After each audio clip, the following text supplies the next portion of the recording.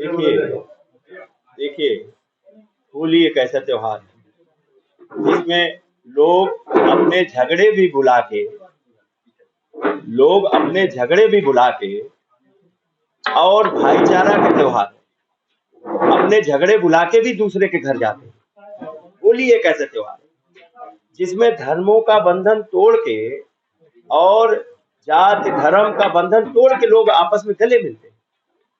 होली हो या ईद हो, सब लोग गले मिलते हैं। और ये आज से नहीं, पता नहीं कब से चला आ रहा।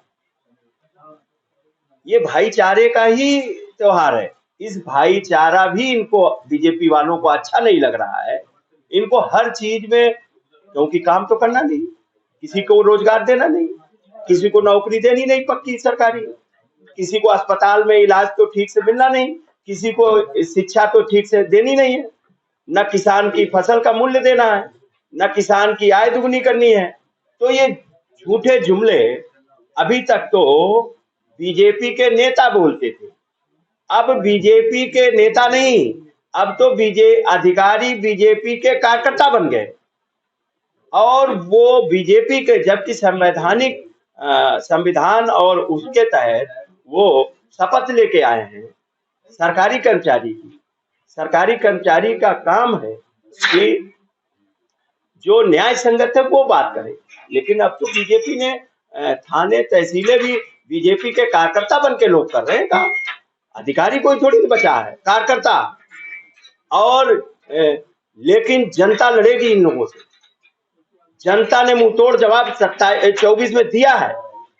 इनके अधिकारी, कलेक्टर, कप्तान कार्यकर्ता बन के काम कर रहे हैं, सीओ, इंस्पेक्टर कार्यकर्ता बन के काम कर रहे हैं।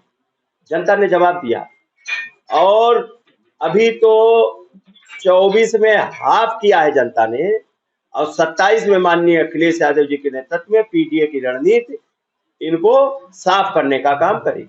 जुमे वाले दिन नमाज का समय आगे बढ़ा, इसको कहां तक सही मानते हो आप? देखिए, ये भाईचारे का त्योहार है। हाँ?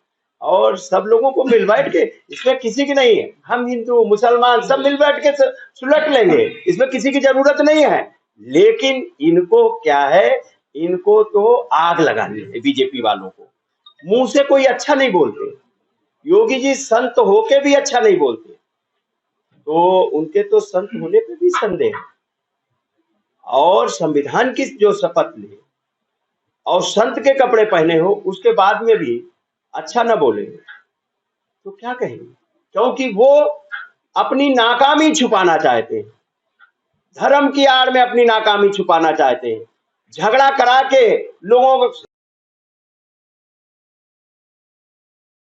बेहतर व्यवस्था देना।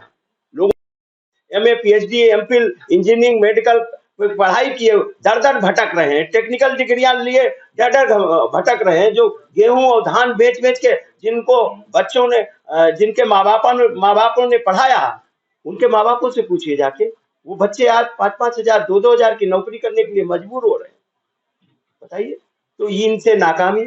ये खेतों में सांड हटा नहीं सकते, हटाने की कोई व्यवस्था है, गौशालाओं में गाय मारी जा रही है। हाँ? और इनके विधायक ने ही पता नहीं क्या क्या बोला था। तो ये किसी के नहीं है, ये मत समझो कि ये किसी के हैं। अरे भाई, तुम पहले सपा की गवर्नमेंट थी तो आप बोल देते थे इस जात के लोग भर्ती हो रहे हैं, तो अब तो हम कह रहे हैं भैया यादव को ना भर्ती करो, लेकिन आप कश्यप को भर्ती कर दो, चौरसिया को भर्ती कर दो, लोधी को भर्ती कर दो, मौर्य को भर्ती कर दो, विश्वकर्मा को भर्ती कर दो, प्रजापति को भर्ती कर दो, नाई को भर्ती कर दो ना, दलित को भर्ती कर दो। कहाँ कर रहे हो? ये केवल जुमलेबाजी है। कैसे 46 में 56 एसडीएम यादव बता दिए। तो इसीलिए तो हम लोग, माननीय अखिलेश यादव जी ने पीडीए पंचायतें लगा के पूरे गांव सेक्टर तक हम लोग अब की इतना समझा दे रहे हैं, और इसमें सभी लोग हैं, सभी जात वर्ग के लोग हैं। और आज सावित्रीबाई फुले जी का भी पुण्यतिथि है, मैं उनको भी नमन करता हूँ, हमारी पार्टी भी, क्योंकि उन्होंने शिक्षा के लिए जो मुहिम चलाई। और ये बीजेपी के लोग चाहते हैं लोग अशिक्षित रहें, अशिक्षित रहेंगे लोग गरीब रहेंगे, गरीब रहेंगे तो इनके 5 किलो अनाज पे वोट देते रहेंगे। जब शिक्षित हो जाएंगे, अगर इनको सरकारी नौकरी दे देंगे तो इनके कब्जे में नहीं रहेंगे, क्योंकि वो पढ़ लिख जाएंगे। अगर कोई भी सरकारी नौकरी करने वाला, एक चपरासी भी पक्की नौकरी अगर जो कर रहा है, उसके घर में बच्चे पढ़ रहे हैं, उसका मकान भी बन जा रहा, वो शौचालय के लिए लाइन न 5 किलो अनाज के लिए लाइन लग रहा, बच्चे अच्छे स्कूल में पढ़ रहे हैं। लेकिन आज वो हालत ये पैदा कर रहे हैं कि चपरासी की भी नौकरी पक्की नहीं देंगे, कच्ची देंगे। सचिवालय में नौकरी, बताइए, पढ़े लिखे लोग 10-10 हजार। अलीगढ़ के भाजपा सांसद हैं, उन्होंने सीधे तौर पर कहा अगर होली पे खलन डाला जाएगा तो उसको ऊपर बता दिया जाएगा। ये बीजेपी रोजगार दे नहीं पा रहे, अपनी नाकामी, मैंने बताया, अपनी नाकामी छुपाने के लिए ये बयानवीर लोग अपनी, हम लोग बटने वाले लोग नहीं है। ये इसीलिए माननीय अखिलेश यादव जी ने पीडीए लाया है। ये चट्टान बन के इन बयानवीरों का मुकाबला करने का काम करेंगे और मुंह तोड़ जवाब देने का काम यही पीडीए करेगा। और हम लोगों को उन पे चर्चा करनी पड़ रही, और आप लोग पूछते हैं तो हम लोगों को चर्चा कर, नहीं तो इतने काम है। देखिए, आप बताइए, 100 नंबर चल रहा, अगर पुलिस हाँ,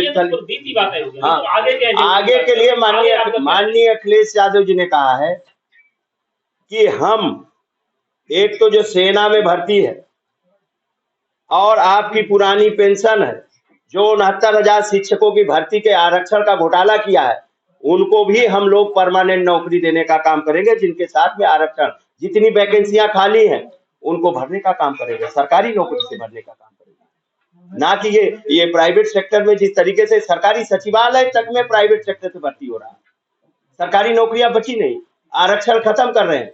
और एजुकेशन, शिक्षा इतनी महंगी कर दी कि बताइए, शिक्षा इतनी महंगी कर दी कि लोग, आम आदमी पढ़ा नहीं सकता।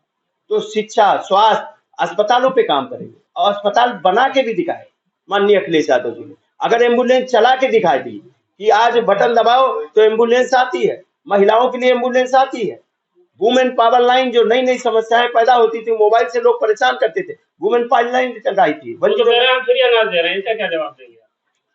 वो फ्री, एक तरफ तो वो कह रहे हैं हम इंडिया में हमने सबकी तरक्की कर दी, और एक तरफ कह रहे हैं 80 करोड़ लोगों को हम फ्री अनाज दे रहे हैं। ये तो कह रहे हैं 80 करोड़, तो इसका मतलब 80 करोड़ लोग